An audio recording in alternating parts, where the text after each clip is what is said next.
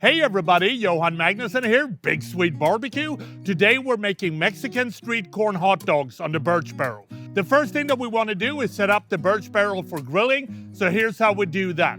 We're going to place the charcoal basket at the medium height in the Burch Barrel.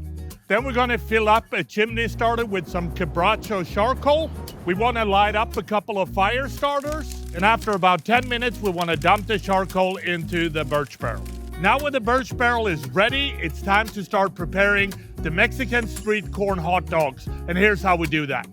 We got some Mexican-style roasted corn from Trader Joe's that we're going to place in a cast iron pan. Then we're going to place the cast iron pan in the grill. And then we want to saute until the sauce pellets melt and completely coats the corn. This will take about 5 to 7 minutes. Then we can remove the cast iron pan from the grill.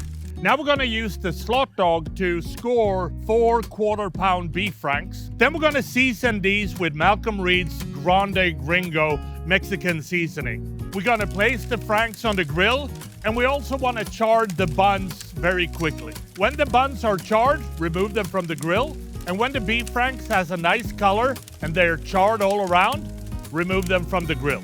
First, we want to spread some guacamole onto the buns. And then we're going to place the beef frank in each bun. Now we're going to scoop some of the Mexican street corn on top. We want to sprinkle some cotija cheese as well. And last but not least, we're going to garnish with a couple of leaves of cilantro. Then these beautiful hot dogs are ready to serve.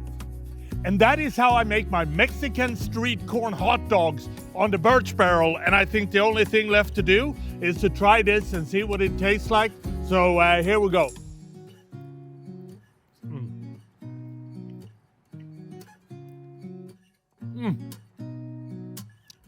So packed with flavors. This is really good. I hope you try it at home. Happy grilling.